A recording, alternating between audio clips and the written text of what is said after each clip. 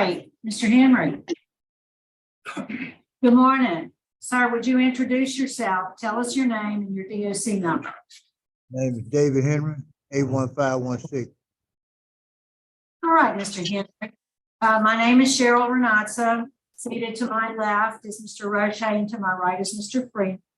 I'm going to read some information into the record and we'll get started with our parole interview. So, Mr. Henry, you are classified as a 6th felony offender. You're currently serving a 15-year sentence as a habitual offender for distribution of cocaine. You have a recent sentencing date in February of 2023 to the 15-year sentence. Your parole eligibility date was February 27, 2023. Your adjusted good time date is March 18, 24. Your full term date is October 14th of 2024. Does that sound right to you? Yes, ma'am. So you were originally sentenced to 50 years, but in February of this year, you were resentenced to the 15 years. Yes, That was ma'am. a big break for you, wasn't it? Good for you. How old are you, sir? 66. You're 66, and you've served about 13 years of your 15-year sentence. Is that right? Yes, ma'am. 13 years and 5 months.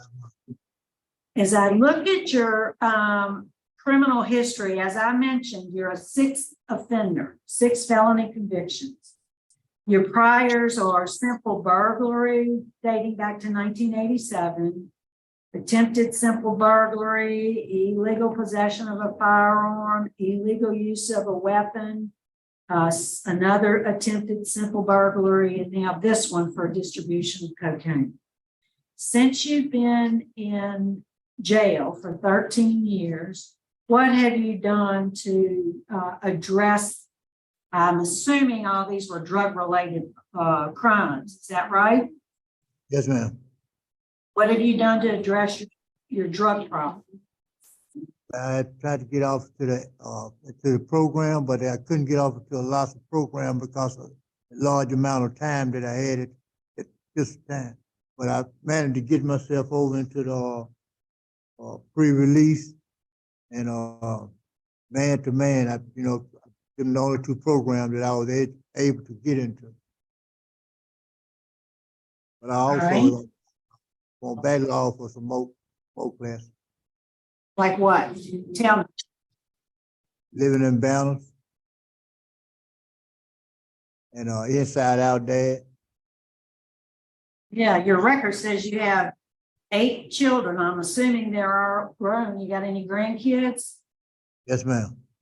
How many? 2 2 grandchildren? Yeah, girl and a boy. All right. As you can imagine, that there is opposition by law enforcement based on your criminal history.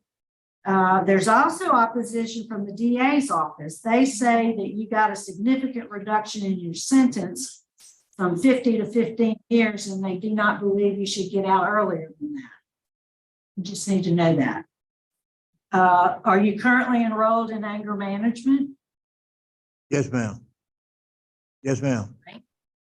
And I'll be honest with you, sir. I'm glad you got your sentence reduced.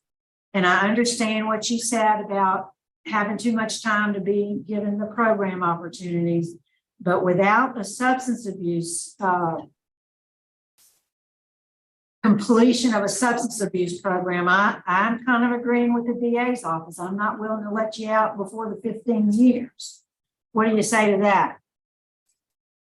I have did a lot of things for the better myself, getting into these classes and waiting for the backlog so I can finish getting into the class, because I did have a drug habit and an alcohol habit. I was addicted to drugs and alcohol. Yeah, but Mr. Henry, once you're addicted, you're always addicted. And those classes are going to help you figure out how to stay clean and sober on the street when you do get out, because it's everywhere. Okay. You know that. And I'm a little concerned about your, you only had 17 write-ups, but you had 6 of them in 2021. Why is that? I was making a mental health sick call on them right upstairs, and in order for me to make a mental health sick call at the present time, that the officer said that if you can't make a mental health sick call, go back to the TIF. Well, I told him, I said, I need to make a mental health sick call. He said, well, you're gonna go back to the TIF, I'm gonna write you up a 3 and a 5.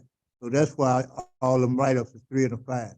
That's all the write-ups that I got. It was 3 and a 5 because of that. Okay. And I do see, are you followed by mental health? Do you see the mental health, ma'am. folks Yes, ma'am, I see him. regularly? Yes, ma'am, every month. And are you on any medication for, a mental health issue? Yes, ma'am. And you take it like you're supposed to? Yes, ma'am. Okay. Warden, is there anything you can add about Mr. Henry? No, Ms. Renata, I mean, you had it exactly right, and we had a conversation about the exact same thing the other day during our interview. I told him, this was reduced and he goes home next year, but anyway, I believe he needs that substance abuse before he's released and complete the cage rate. Okay, good. I don't see any other questions. Mr. Henry, is there anything you want to say to us before we go? No, ma'am. Okay, well, Mr. Henry, I already told you what I think. I'm really pleased that, that maybe now you can get in some programs. I'm pleased you're enrolled in the Cage Your Rage. I'm pleased that you said out loud that you are addicted to drugs and alcohol. My vote today, based on the need for the program and your proximity of your good time date, is going to be to deny you parole. And I'm going to ask the warden to put you in the substance abuse program. That'll move your date up, your good time date. You'll get some credit for that. So you'll get out earlier than March of next year.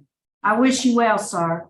Mr. Roche. Madam Chairman, my vote is the same for the same reasons. Mr. Freeman. I concur with my colleagues. All right, go to work, Mr. Henry.